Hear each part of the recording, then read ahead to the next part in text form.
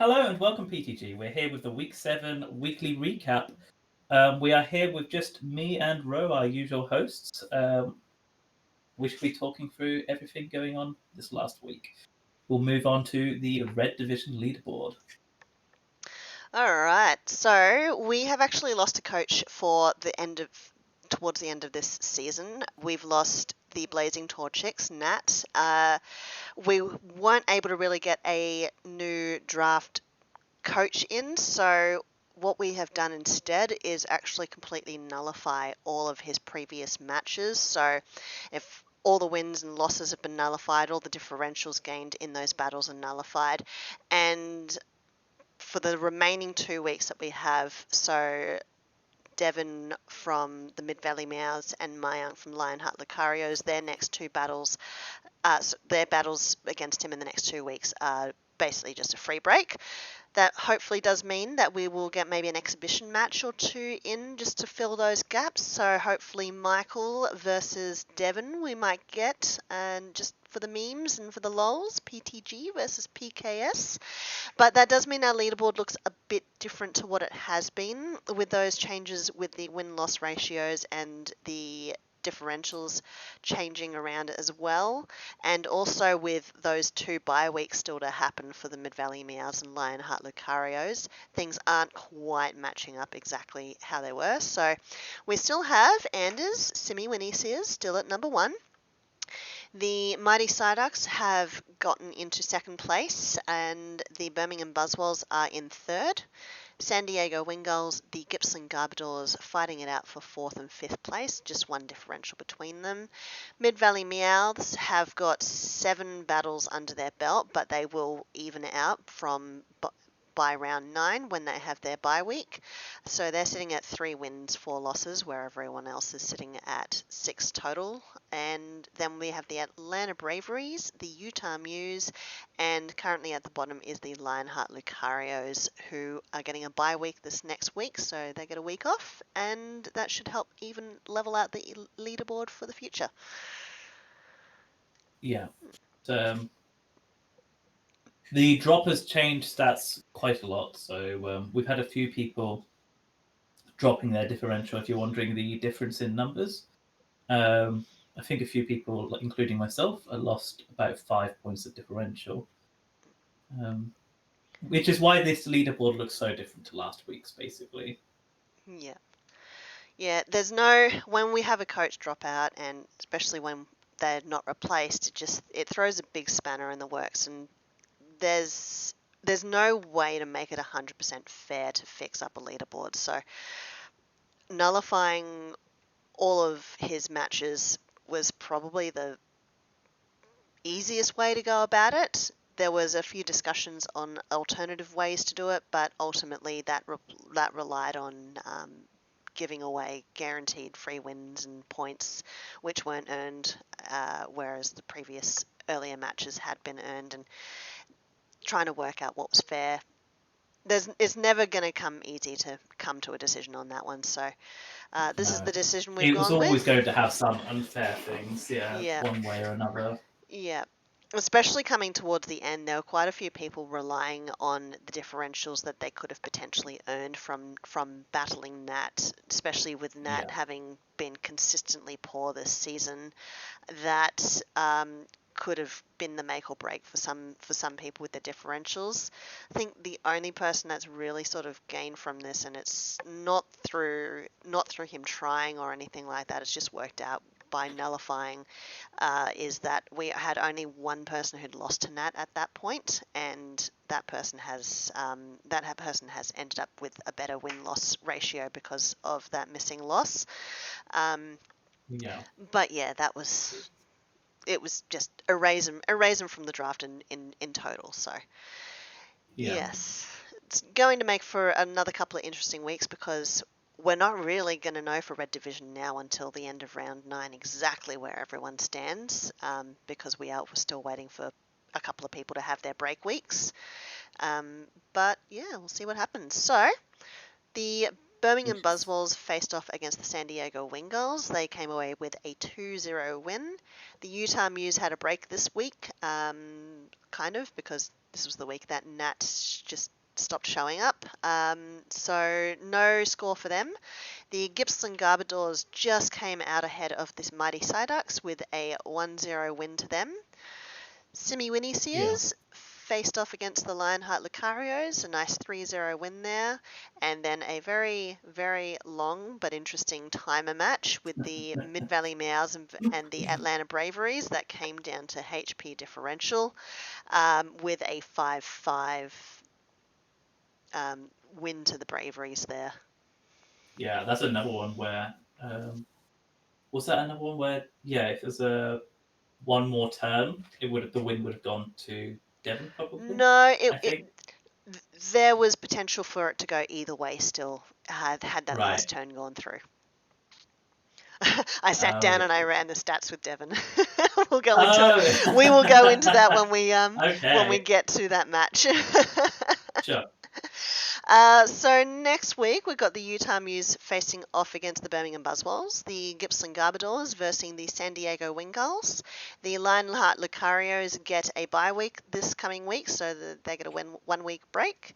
The Atlanta Braveries versus the Mighty Psyducks, and the Mid-Valley Meows versus yourself, the Simiwinny Sears. Happy days. Yes. Do you want to do the predictions for this round 8? I'll do the predictions for Blue. Ooh, yeah, I can do the predictions. So, Utah Mews versus the Birmingham Buzzwolves. If Jamie does his prep and looks back at previous matches and things like that, he should win. He should win this one against Regan.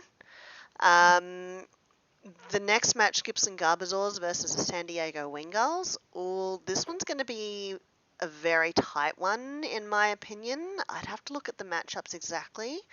I'm actually leaning towards Scotty on this one. I know other people are leaning probably more towards Kasem, but I'm going to lean towards Scotty Boy there. He's close this season. He's been playing really well just in the back half of this season, so I got to give it to him. Aussie pride as well. The Atlanta Braveries versus the Mighty Psyducks. This one is going to be very, very interesting. The last couple of rounds, Bam's been playing with his team and trying to pull off some really weird and interesting and fantastic strats that unfortunately have fallen on his face. So if he goes in with the mindset to win, I think he should win this one, Bam. But if he goes in with the mindset to pull off something weird and meme or have fun, there's a good chance that Jay could come along with this. So Bam if he's being serious, Jay if Bam is looking to just be a bit more fun, with the potential that Bam could actually pull off whatever weird thing he's trying to bring out this week and actually get it going, which I'd like to see, because, man, that shell smash leapard, I really wish that would have been amazing if that had actually worked, if that had been... One day we'll see one of these tracks come out. Yes, yep. And Mid-Valley Meows versus the Simiwinny Sears. Oh... He doesn't have better than pigs this time. That's my worst. My arch enemy beat me last season. This is going to be a tough one. I reckon this one's going to go to timer. Really? Yeah, just maybe. I'd like to see you win just because you've been on such a good winning streak lately, but I'm not going to put it past Devon to pull it out. Because he's especially with such a nasty bird. Yeah, he's got a really good team to counter yours. So, this one's 50-50 neck and neck. I can't choose. And for anyone who's watching, this should be an interesting one. Neither me nor Devon have prepared at all, and we're probably facing today. It's like after the recap at some point. Both of us normally trial a bunch to prepare teams and stuff. But because we use a lot of the same trialers, we've decided just to not trial at all. We've got a sort of an agreement. So we're both probably going to come in with a slightly weirder teams than usual. So it should be interesting. Ooh, stakes are high. Stakes are high. Stakes are high. All right, so with the blue leaderboard, this one, no major shakeups over this side, so we still have 10 coaches for the blue. But we finally had a shake-up on 9th and 10th place. Yes. We've been saying for a long time that Fire Corviknights have got the worst differential out of everyone, and it was just going to take one loss for him to flip to the bottom of the board. Yeah. And that loss happened to be against the current, Against. against the previous bottom leader board holder.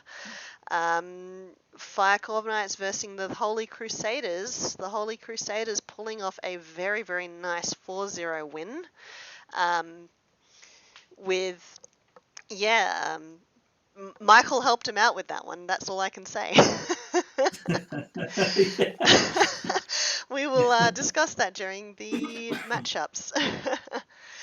But we still have the Ankara Arcanines and the Nevada County Caterpies sitting at the top of the leaderboard. Pretty big differentials between the two of them, so that probably won't flip at all in the next week. So in the next couple of weeks, so I'm pretty set that those two are going to stay at the top of the leaderboard for the rest of the season. PKS Noobs Kings still in third place. I believe they were in third place last week as well. Sneaky Sable Eyes shortly behind them, the Dragonites and the Ottawa Superiors. All of the All three, 4-3, yeah. yeah. Fighting for that spot.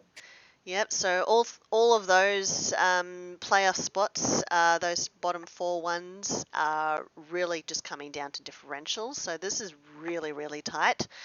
The Anaheim Appletons can still pull themselves back into playoff positions if they do well over the next 2 weeks, and any of the other ones perform slightly poorly over the next couple of weeks. So, yeah, those top 7 spots are pretty much what we're going to be looking at as the potentials for playoffs.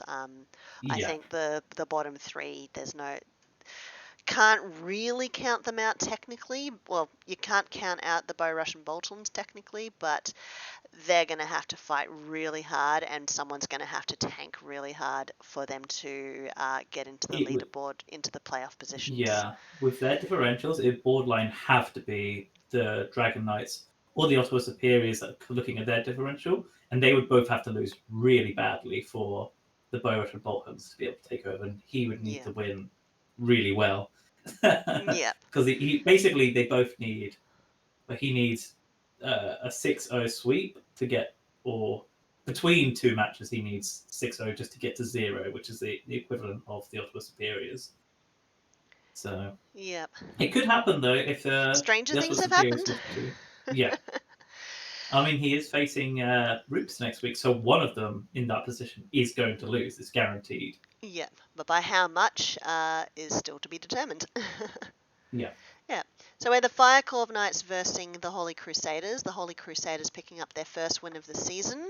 The Fire Corviknights dropping to the bottom because of that. And then the Ankara Arcanines trouncing the Dragonites with a 5-0 win.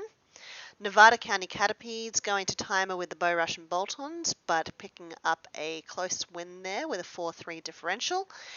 The Sneaky Sable Eyes trouncing the Anaheim Appletons, 5-0 there. The Ottawa Superiors just breaking ahead of the PKS Noobs Kings and coming away with a win with a 1-0 win there. Yeah, really interesting week, I think. Seeing the sneak, we'll talk more about it in the match summary, but 5-0 on Sneaky Sable Eyes. I remember there was a one position point where Roops was actually not in the playoff spot, so he's really starting to earn it back now. I think fighting hard for it. I think it's really fun that the Holy Crusaders are now they got their first win. And as we said, that just completely flipped it on the head in regards to 9th and 10th place. Yeah, completely. Well, as you said last week, the Fire Corviknights are by far the worst differential. So, because the Holy Crusaders have been consistently losing, but like at -9, it's not like the worst differential. It's like he's had some pretty close matches. Out. Yeah. He came away with a 1-0 loss to the Nevada County Caterpies a couple of weeks back. So, only losing by 1 differential against second place on the leaderboard is pretty crazy. Pretty good. Yeah, so keeping Another those thing worth differentials quite noting, small. yeah. Another thing worth noting is the Ankara Arcanines have started not going to timer. I think this is two rounds in a row. Is it Yeah, that I know. it's not gone to timer? So that's something No. worth noting. Yep, but Andy's done it instead. Yeah. Come on, Andy, stall meta. I'm joking. Right, I'll do my round 8 predictions. Fire versus Dragon Knights. Sorry, Michael. I think it'll be the Dragon Knights. Bow Russians versus the Holy Crusaders. For the memes, I want to say the Holy Crusaders, but it will probably be the Bow Russian Boltons. Um, Apple versus the Ankara Arcanines. I lean towards the Ankara Arcanines for obvious reasons. PKS Nuke Kings versus Nevada County Captains. I'm excited for this one. This was the finals of last season. Was Leor versus Andy, if I remember correctly. Yep. So this should be like a big matchup. Mm. I'm excited to see this. Revenge match. Let's see. Let's Yeah, see.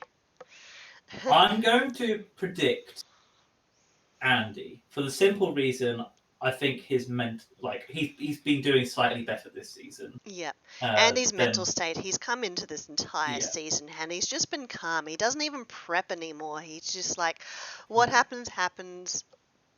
And But even that air when of you listen. confidence and Yeah. nonchalance is doing him a favor. That Yeah. yeah, well, clearly it's working. Yeah, so he's not going to So be yeah, stressed if he wins or loses this match, but for Leor, that may be it's probably yeah, going to be playing on his mind more. more So important. Yeah, I think Leor's going to be on the back foot on the mental game, yeah, whereas Andy's going to go in cool, calm, and collected. So Leor will need to, really need to work on that mental game and really prep hard for this one. for sure. And then we finally have the Sneaky Sableyes versus the Ottawa Superiors. I genuinely think this could go either way because I do think the Ottawa Superiors have been playing better recently. Um, he made some trades that have been like really good and helpful. Um, thanks, Matt. They'll know the call out. um, and but I also think that Roots has been playing really well in the last few matches. Sneaky Sableyes, so I do think this could go either way. Um, it depends on a lot. I'm going to lean slightly more towards the Sneaky Sableyes, but I genuinely believe the Ottawa Superiors can do this. Also, he still has his Mr. Rhyme, nicknamed Anders, so that's obviously a massive boon. Yeah, and let's see if he names his Roserade Row again. Oh, did he nickname her? I didn't notice. I was just thinking, okay, that makes sense. That's cool. So, and then he's got Bam, the the Slurpuff. It's great. I love it. So we'll So, do the red weekly matchup. So we had the Birmingham Buzzwolves versus the San Diego Wingulls, 2-0. Weather Wars. Yeah. Well, the San Diego Wingulls were on the back foot from the very first move. So we had Dragon versus Dragon, Noivern versus Tyrantrum. Noivern moves first. Would have probably Oko. I think Oko Tyrantrum, but I'm Draco pretty sure it would Draco have. Meteor Yeah, missed, and yeah. That Tyrantrum head sucks. smashed it to death. So from That there, that always sucks. Yeah, and mm, the Head Smash and Dracometer actually have the same accuracy rating, so that was always going to be a bit of a dice throw. yep. So But yeah, yeah. no, that's sorry. Do you want to carry on? No, no, you go, Yeah, you sorry. go. I was just saying that they had the same accuracy, and I remember when I did my Draco Meteor against a fool, and I know High Dragon, I think, has similar stats to Noivern in terms of special attack, and that O-code the Tyrantrum at full health with my Draco Meteor with the High Dragon a few matches back. So Noivern probably would have O-code Tyrantrum if it had hit. So yeah. That's basically what I'm saying. And then it was just weather wars for the rest of it. Rain versus Yeah. sand. Yep, and once they got off, whose weather setter died first? I think it was. I think Gigalith died first, which once that happened, then there was no more sand setting up, and just able to weather wars it to get that Yeah. rain up, and even with Kingdra down, Ludicolo still came in and just wiped the Ludicolo rest. sweep. Yeah, well, the last two. Yeah. Yeah, but it would have been a very interesting match to see. I think it could have flipped on its head if that first round Draco Meteor didn't miss. So yeah, Yeah. it's one of those unlucky things that a crucial miss like that at the right time Yeah. can be the make or break for the game. It was always going to be a little bit harder. Like this was a hard matchup for Cassine as well because, Yeah. like, if you think about it, all of Buzz's best Pokemon are super effective against all of Cassine's best ones. Mm. You know, like all of all the Pokemon on his team can learn Ice Beam. Aside Aegislash, every other and Tyrantrum, but he can learn like Ice Beam. So that's Noivern, that's and then obviously the water moves, but like between water and ice, they're hitting almost everything on his team super effective one way or another. Yeah. And I suppose he doesn't have that advantage in quite the same way, so it was always going to be a little bit harder for Kasim. Yeah. So I But could it that definitely see why he brought the Rotom. yeah, it was still a respectable, like, he managed to still Oh, for keep the sure. differential right down. So that's Yeah, got to hand it to you when you got a team that's on the back foot against your opponent. Sometimes yeah. the best thing you can do is just hope to keep that differential down, and yeah. Kasim will never let a person have an easy win. You always No. know it's going to be a good match if you're fighting Kasim. All right. So really quickly, this was the bye week. This Bye was meant week, to yeah. be Blazing Torchics versus the Utah Muse, but that has not happened. So on to the next one, which was the Gippsland Garbodors versus the Mighty Psyducks. Yeah. Yeah. Is this the week that the shell smash happened? No, no. I'm trying to remember. I Oh, what was the think move I that can he could have done actually. that would have made all the difference? Yeah. Um, oh yeah, he still had Oh, Leopard, and he knew he was locked in yeah. with. He Oh, could have switched on the I remember Phantom now. Force. Yep. Yeah. So You talk about it. yeah, so Dragapult had Phantom Force, and he sacked. I think it was. He sacked Driftblim, which Yeah, would have saved the and game the if he'd Drifloon would preserved have it. outsped Golurk, and he could have Yeah, switched in Leopard, who would have had things like Sucker Punch yeah, and stuff with Dragapult. I don't know.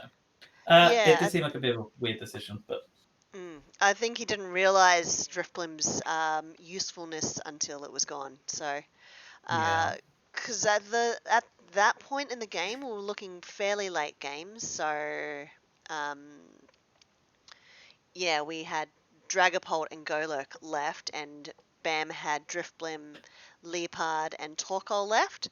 So, knowing that Dragapult is Phantom Force and there's no way around that, you're going to take damage regardless. yeah, But Driftblim still had a role to play. It really did. He could have he Bam talked about this with me afterward. He's like, I should have sacked Torkoal, mm, um, and preserved Driftblim to deal with Golurk because Leopard could definitely deal with Dragapult. yeah. But yeah, just didn't It is quite what it is, work I out. suppose. Yeah, Especially in the middle of a match, it's always hard to think yeah. of these sort of things. Nice to see Komo setting up, but unfortunately, yeah, It was a close match though. It's yeah, 1-0. Good match. yeah. Como setting up Clangorous Soul, Clanging Scales, and then died to an earthquake. So it's like, Yeah. all that effort. Scolipede It is would have been Scolipede is a beast though. Like that Scolipede and is Scolipede, yeah. it's It done is so actually much work. Scolipede that's really taught me how good Scolipede actually is, Mm. really. I always underestimated it in the past. I said this last recap, I think, so I won't say it again. Yeah. Yeah. Um, But yeah, this is Bam trying to just have fun. I think for this season, his mindset's gone from hyper competitive to trying to be a bit more laid back. And you know what we saw that in his very first team matchup against Nat in week 1. And then he got a bit serious for a couple of matches, but then went back to, you know what, I'm just here to play fun, have fun, and just try and do some weird stuff. If it pays off, it pays off. If it doesn't, it doesn't. Um, Yeah. but yeah. So, Simiwinny Sears versus We have the my match. Lionheart Lucarios. What would you like to say about this? The Battle of the Slows. Yes, it was a very I slow knew battle. his. Yeah. I knew his Slow King had an advantage over my Slow Bro. Um, and I was expecting him to bring Hail Arctizol. So I had Trace Gardevoir with a Choice Scarf just to deal with that. The biggest thing I was scared of was Dragonite. Dragonite, if a Dragonite can set up, it's does pretty well against this team. Mm. And the Swoobat scared me towards the end there, but yeah, no, Crobat coming in MVP. I love Yep. that thing. Battle of the Bats at the end, Battle of the Slows at the beginning, Battle of the Bats at the end. Yep. I was really quite surprised. Like trying to set Dragonite up in front of a fairly common Scald user was a very risky move on Mayank's behalf. Yeah. So by that point, just yeah, you got that Scald burn proc immediately when he's Yeah, I was Dragon surprised he Dancing. stayed in. Yeah. Yeah. Um, I mean, even if it hadn't got the burn, so the whole point of Skull turn 1 was to was break the the multi-scale. multi-scale, Yep. and then he was in KO range for Ice Beam. Yep. And Which is exactly what you did. the Well, the turn 2, because I knew that like with the burn proc he wasn't going to do enough damage. Yeah. I went straight for a Future Sight just to get a free Future Sight off.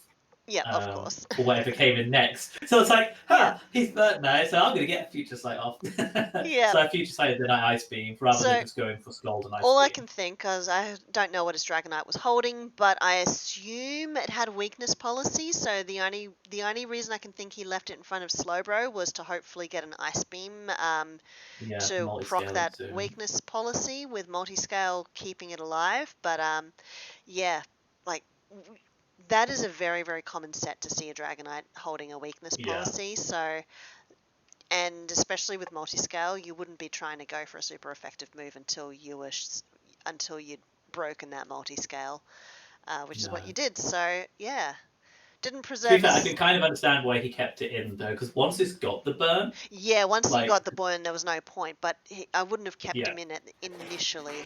in the That was too beginning, yeah, risky. Because um, too risky hoping that you'll get an ice beam, or you could have gone for a toxic or anything like that.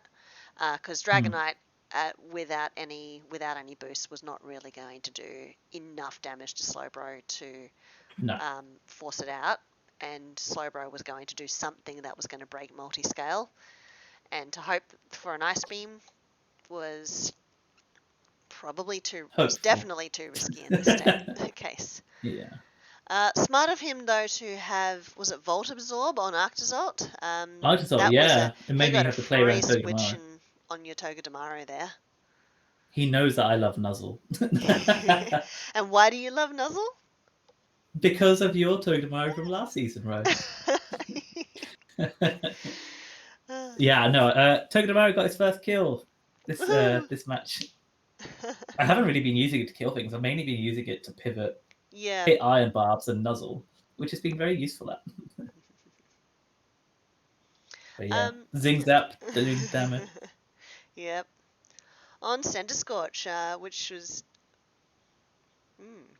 interesting that you didn't get a burn proc on that one. No, I think he would have been flame Lucky. body there. Lucky, Yeah. lucky, because you hit him twice with that. I Yeah. think. Yeah, you hit Santa Scorch twice with a Zing Zap, and if he was flame body, Body. yeah, you were running very high chance to get a burn proc there on yourself. But Yeah. I mean, to be fair, with Togedemaru, if I was going to get a burn on the team, for the physical attackers, that was like the one that I was least worried about, Yep. really. Because So once although, Arctazot was out, then he still had potential to be at least a parasetter. yeah, exactly. That was his main reason, really. The only thing that really I wanted Togedemaru for to attack was Slowking, but like I just assumed that he's not going to keep Slowking on Togedemaru anyway. Yeah. So the Slowking was always going to be a bit of a beast to try get through, no matter what. Yeah. Nice to see that your Hydreigon had Dark Pulse on it.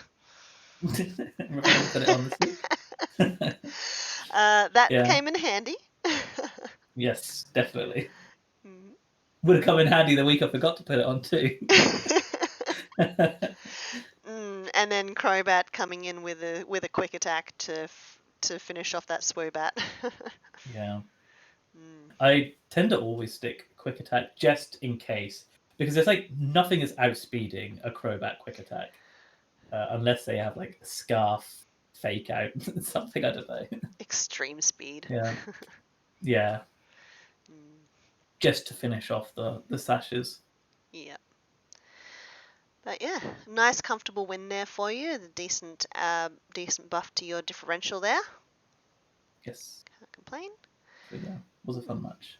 Yeah. And Mid Valley Meowths versus the Atlanta Braveries. These guys playing extremely cautiously. Just switch, Is switch, this the first switch, 5-5 switch. that's happened without Harron? Ooh, I'm not sure. I think there's been another 5-5, but Mm-hmm. no, that could have been Harren. Um, Yeah. So you said when we were doing the weekly summary, you were going to mention about you did the stats with Devon, and it could have gone yeah. either way. So the very last turn of this match, both of these guys were sitting on very, very close percentages. So off the top of my head, Devon had 370% HP left out of a potential 600, out of a max 600%, and the Atlanta Braveries had 420% left. So Right. that meant that there was only if Devon could knock Amon down by sort of 60-70% of its health, Devon would have won that match. So in the very, very last turn, we had Garchomp in front of Mienshao. Garchomp would have OK'd Mienshao, which would have, or if Yeah. it was if it had a focus sash, would have still at least chipped the HP down enough to have won on differential. But Mienshao was scarfed. They had 20 seconds left to put in their moves, but Jay did not manage to get his move in time. According to Jay, he was going to U-turn, and I ran all possible stats. If Mienshao, who was faster than Garchomp, U-turned out because it was wearing a scarf, so it was faster than Garchomp.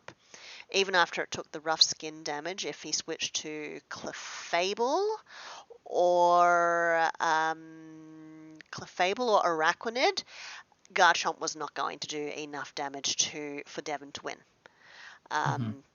If he didn't click U-turn, kept Mienshao in, Devon was going to win. If he U-turned Mienshao out into Stunfisk, Clefable, or Rapidash, Devon would have won. So this one was really up in the air. It was a bit of controversy there because with 20 seconds left almost 20 seconds left to input your moves, knowing that that was going to be the last turn of your match, there was a little bit of hesitancy as to whether or not there was timer stall in that last one to guarantee that HP differential. But we have to take Jay's word for it that he had tried to get his move in time. And running the statistics there, it wasn't set in stone who was going to win with that last move at all. Yeah. It wasn't cut dry. Okay, this literally. And he cost was saying the that game. he was going to U-turn from like the very beginning. Yep. And like honestly, what would you U-turn on a Garchomp apart from it? Yeah. Yeah. So if you look at the enemy, so actually he probably won either way here. Yeah. Then. The only way he wouldn't have won is if he hadn't U-turned. But Jay straight away went into draft chat and said, "I thought I got U-turn on in time." in Yeah. hindsight, I should have actually close combated, and if he'd actually done that, he would have lost. So Yes. uh, those comments coming in quick fire. Okay, yeah, I do believe Jay did try and get U-turn in, but just wasn't quick enough to make his mind up and lock it in before the timer ran out. So it is a shame that we didn't get to see that last move play out, because that would have at least had closure to the match. But Yeah. yeah, it was a very, very tight match between the two of them. There was a lot of switching, a lot of playing it safe, and a lot of trying to predict each other's moves, to the point where they did end up just having to constantly switch in and out. And then a big part of it was also Sylveon and Araquanid just infestation, sticky webs, swish, hyper Yeah. voice, rest. I low-key kind of like that Araquanid. I know that's a controversial comment, but like getting the toxic off, having to have a different mon use a toxic, by the way, switching to Araquanid, taking the hit, and infestation, and just absorbing the hits and stuff, and then resting.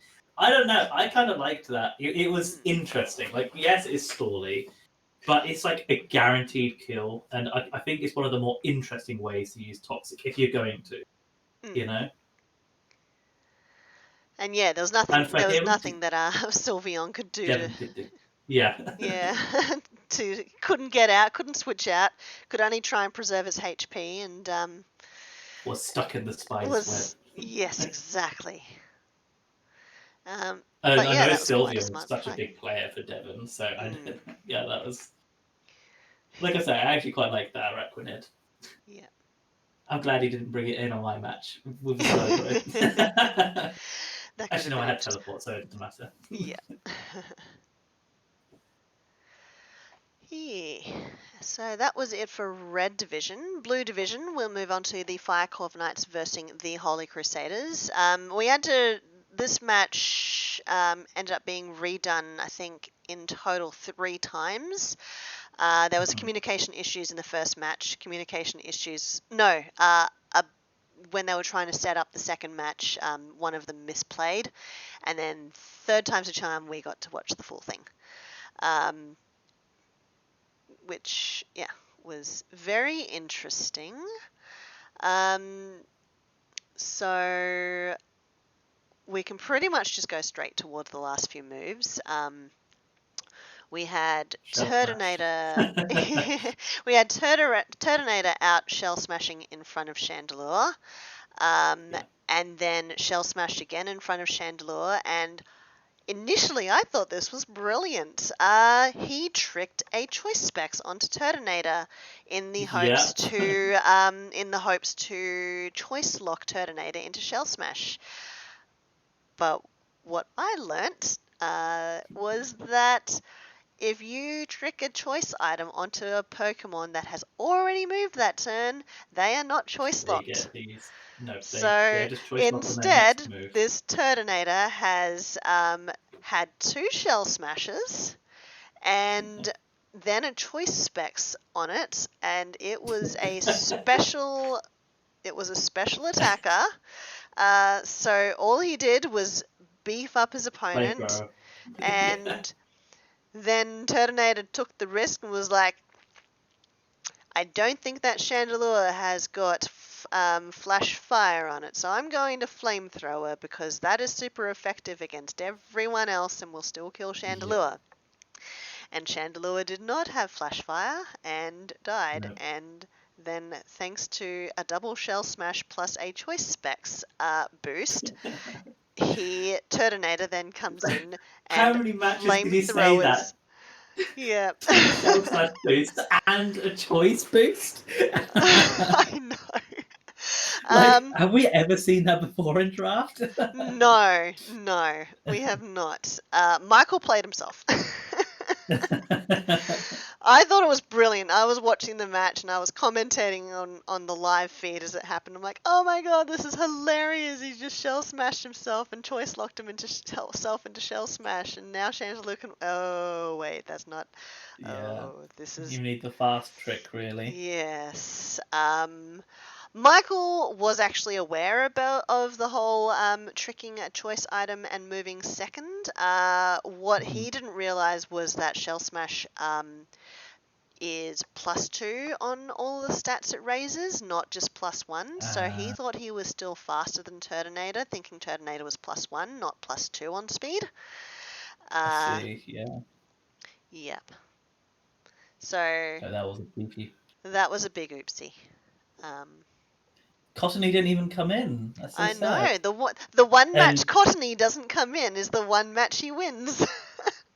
Hippo Potato just came in for one round and died. As it's been doing. So yeah, that was a interesting match for sure. I think Michael was just happy, honestly, that Arctivish got a couple more kills there because it's sitting quite prettily near the top of the leaderboard right there. Picking up those 2 extra kills. Yes. Yeah. Anyway, on to Ankara Arcanines versus the Dragonites. I was hoping that Jeremy could pull out one of his odd wins that he's managed to do against these Stally teams, but it did not work. Credilli managed to get an Ancient Power Omni Boost, which... Something we all dream of, but rarely happens in reality. And on a Credilli of all things. So, yeah. Well, it's pretty crazy. But as I say, an Ankara Arcanines game that didn't go to the timer, so that's kind of nice. Yeah.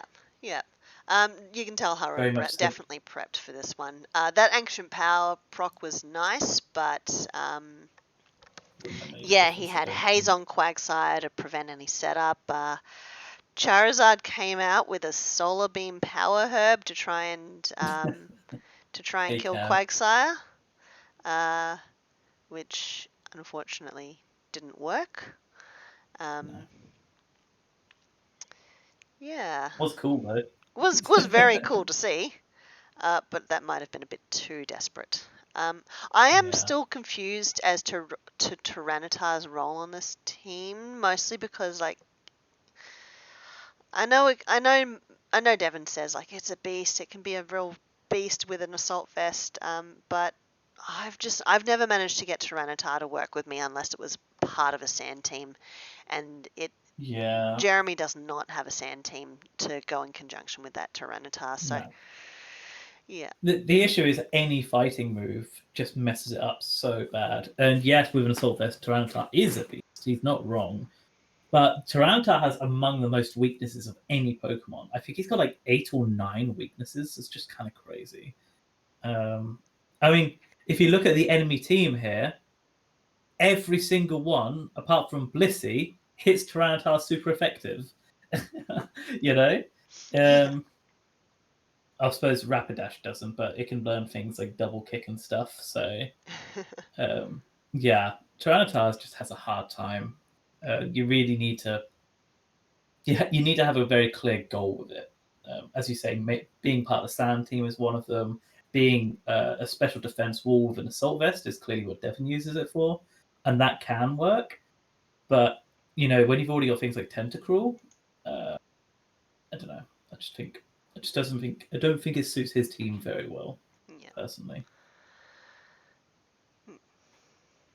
But yes, finally a Harun match that doesn't go to timer. We haven't seen that since round 1, I do believe.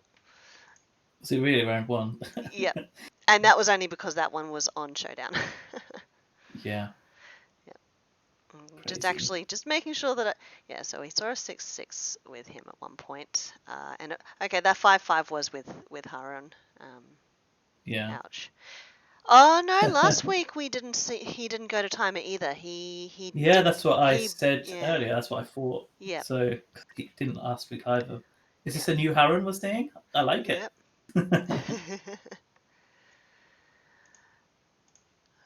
All right, shall we go to the next one? This is the timer match. This is the timer match for Blue Division. Yeah, Andy went into this match. He's like, I've got a hyper offensive team, but he still played it super defensively. Yeah. I know he feared the Bow Russian Boltons a little bit because I believe the Bow Russian Boltons beat him last time they faced. So Mm, I think that's what Andy said to me. yeah, So it's definitely an interesting match. yeah, I said it in the comments. I 100% understand why both of them were switching out so much because they had so many mons that just answered each other's mons. Where the best situation was literally just to switch, and it just ended up basically being the whole match was both of them just yeah, pulling out mons, throwing new ones in, just waiting for one mistake to happen, and the others just weren't letting it happen, and yeah. it basically became just a small battle of attrition. I'm. You keep talking because I'm going to really quickly count how many switches happened in this. Okay. So, in terms of like the pure team lineup, I do think Volcarona here was quite strong against most of the team. But I believe, if I remember correctly, Volcarona didn't manage to pull much off. I'm just going to pull up the match itself. So, yeah, so he went straight for Volcarona, like to begin with, and he got two quiver dances off. But the Arcanine had Raw, which was like a really clever breed, in my opinion. Um, and they had like so many different switches. He tried to do his Destiny Bond shenanigans with Haunter, but that didn't work out. Um, It it was still gave him pressure because that forced a switch out really because that was the only move that he could do was to switch yeah, out that Nidoking. yeah. 29 switches, I believe, in this match. 29 switches in a 20-minute Mm, match. yeah, And like that's not accounting for like how long moves take and time and stuff. That's like borderline constant switching. yeah. I love There was at least one double switch in there. it. Yeah. Yes. I think the most interesting thing like was the Arcanine Raw because Mm, that would have been really crazy. yeah. Because I Volcarone's do think setting up. Volcarona, Yeah, yeah, he would have swept there for sure. If he hadn't got the Raw off for whatever reason, Volk would have swept there because he had nothing that could take out Volcarona in one hit. yeah. Nothing that would have outsped it. Um, yeah. Maybe can Torkoal take a +2 Volcarona and then it has a rock move? I don't know. I'd have to check that, but either way, um, yeah, That Volk was roll going was to the do best. some crazy That stuff. was just perfect to get rid of Perfect. that Yeah, setup, and he pulled it out twice on Volcarona and roared it twice. So yeah, first very time clever play Volcarona of him. wasn't able to capitalize on any of the quiver dance. Second time managed to still at least get a psychic off, but yeah, still got roared out of there, and all of that setup for Andy's hyper offensive For team nothing. was Yeah. dashed. Yeah, because he went straight in with the quiver dance. It's like, I'm going in hyper offense. Ends up switching 26 times. I love it. But like I said right at the beginning, I 100% understand why they are switching a lot. They were just prepared for each other, and that's what happens. It Mm, was kind of like Mike match versus Kasim in week one. We were just so prepared for each other that we had answers to each other's mons. So it was just constantly a switching game. yeah. The very first move when Andy's like, "Ooh, should I head smash or stealth rocks?"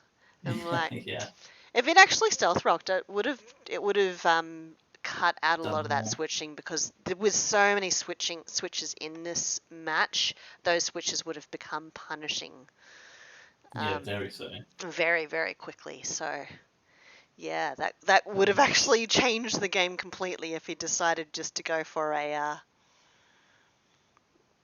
Stealth rocks. yeah.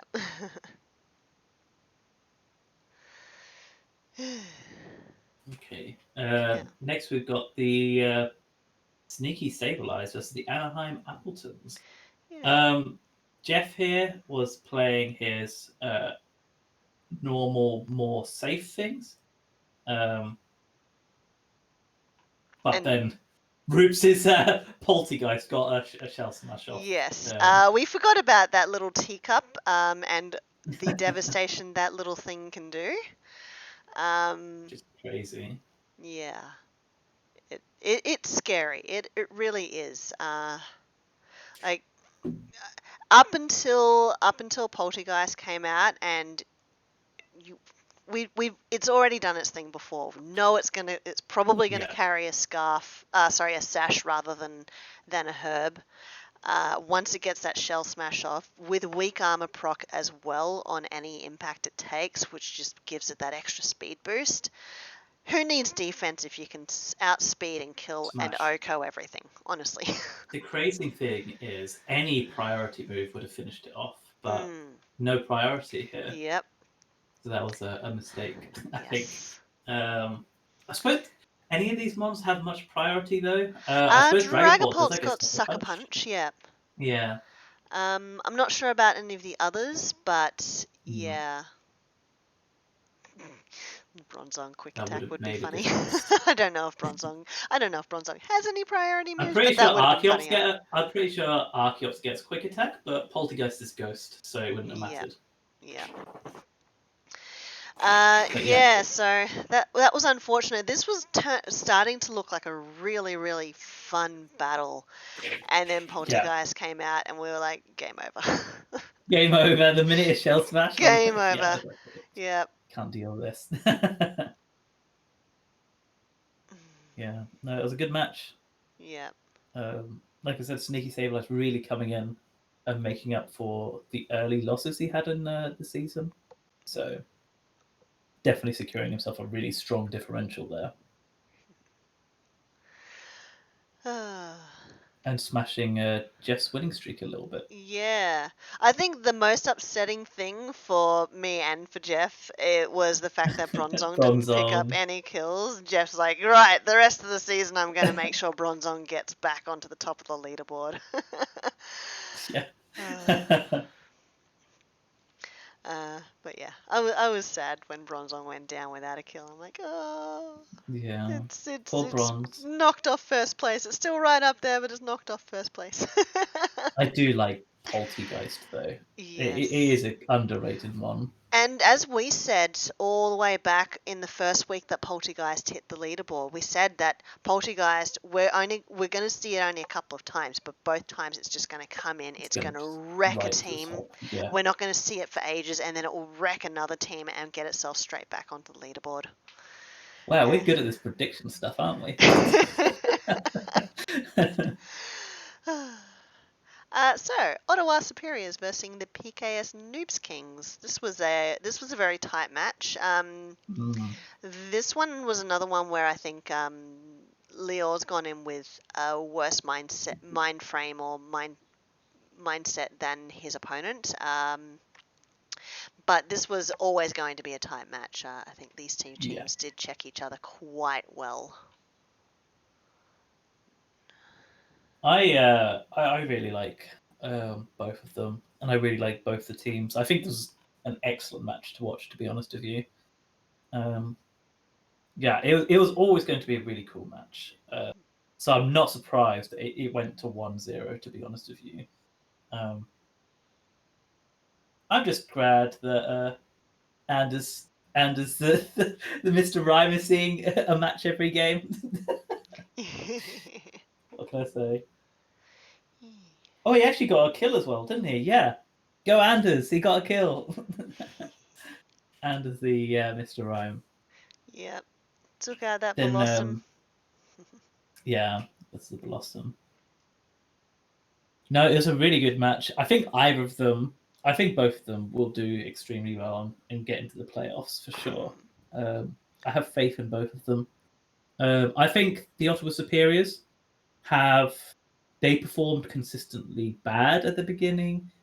Sorry, Vincent, and they have now really started to pick up. And I think Leo started really strong and is now wavering a little bit, but I still think he played really well this match. So yeah, it was good. Yeah. Keeping Slurpuff in the back there was a very, very smart play from Vincent because, yeah, just even without belly drum, it can still do a lot of damage, and it did check a lot of a decent chunk of Leo's team. So keeping it in the back there to sort of wipe up the remaining mons once its main check was gone, Yeah, which I don't think it had any serious checks, did it? Not, I not don't from think Leo's so. team, No, yeah. So, it was clever to keep it though. yeah. Um, Leo's Leo's team here lost at least 2 mons to his own life orbs. Um, Yeah, life orbs are very tempting, but when you're against things like Hippowdon, mm, it's just going to be it's more a going to do detriment. more damage to yourself than to the opponent. Yeah. I've actually started using expert belts more. It's funny, I always used to rag on Bam when I think it was Bam when he used to stick expert belts on quite a lot of things, and I'd be like, just orbit. But I, like I think you said that to me a recently, couple of times through last season when I was yeah. expert belting stuff. Well, I used to hate expert belt. I used to like almost always see it as like, why expert belt? Like the chip you're going to do to the enemy is more important than the chip you're going to get from the orb. But like I have come to realize how important Yeah, your own in a health match is. like this, yeah, in a match like this where you're losing your own mons to orb damage, uh, Yeah. it isn't worth it. On sweepers, for sure, Mm, orb can be more useful. If you know that you're going to hit through all the walls on the enemy team, but if you know that you're going to be facing against the enemy walls and you have no recovery, then yeah, expert belt is peak. yeah, especially if you've got a good broad move set, so anything can hit super effectively against whatever you've got in front of you. Yeah, for sure. And that is it for the blue leaderboard. Blue matchups. So we will move on to the kill leaderboard. Yes. Bronzong is off number 1. It's tied with Uh, Nido King for second and third place.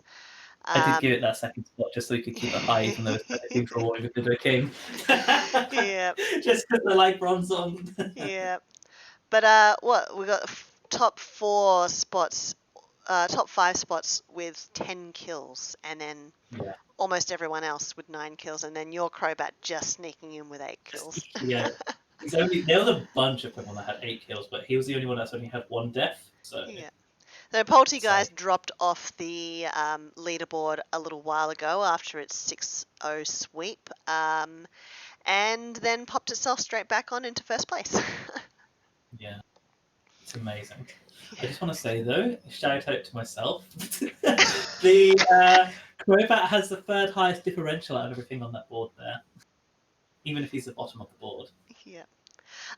Speaking of differentials, looks like um, whose Weavile got ahead? It was Andy's Weavile is now ahead of Kazim. Kasim's. So Kasim's. Vivar's only died once, which is crazy. Yeah, The fact that Poltergeist has only died once is insane as well. 10 kills, 1 death.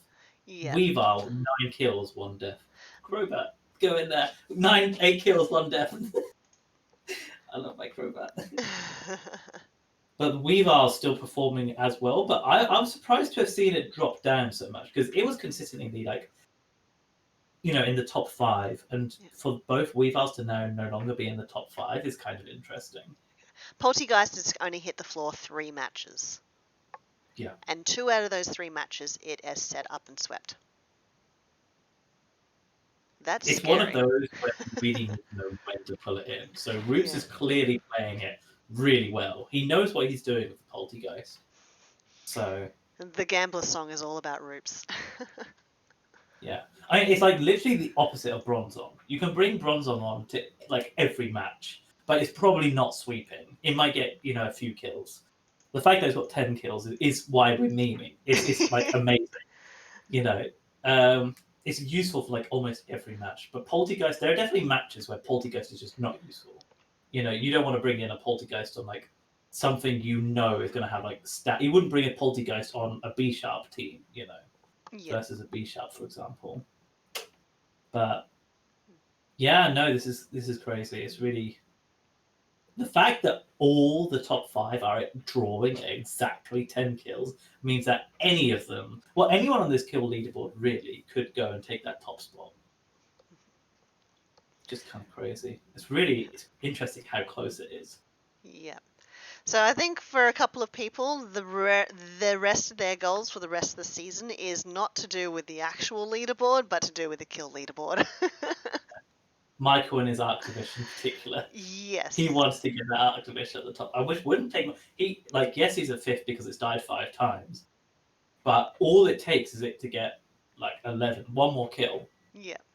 and if none of the other top 5, which I think they're going to get kills, but if none of the other top 5 got any kills, he would suddenly take the top spot. Jeff's So still a contender for the blue leaderboard, but I'm also think he's now focusing more on keeping Bronzong at the top of the kill leaderboard. So that's going to be interesting to see how those potentially conflicts of interests work out over the next couple of matches. yeah, for sure. It's like, what's more important, the blue leaderboard or the kill leaderboard? Do I just work and do I push Bronzong to get all the kills even if it will cost me matches, or do I try and win those matches to get into playoffs, even if it means Jeff, just Bronzong? play well enough to make sure that you get playoffs, but do it with Bronzong. Get him on the board. We like it. I It's a good believe in meme. you. We believe. Yeah, Nidoking performing amazing as usual. Mamoswine, it hasn't done that much since like his first match. It got more points in the first match than it did all the other matches put together. Yeah. But that one 6-0 win with Mamoswine has caused it to just keep top positions for so long, which is kind of crazy. And Golurk and Weavile still doing well, and Volcarona. So it's all very strong. But that is it for the weekly recap for PTG. Yeah, so week 8 next week, we're coming down to the pointy end of draft. No trades to discuss from here on in, as last week was the last week for them to finalise. But yeah, we'll be back next week. Hopefully, we have some guests again and some more memes. We didn't have as many memes this week playing out through the draft chat to share with you guys. But yeah, we'll see you We next look forward to week. seeing you all next week. Thanks for joining us.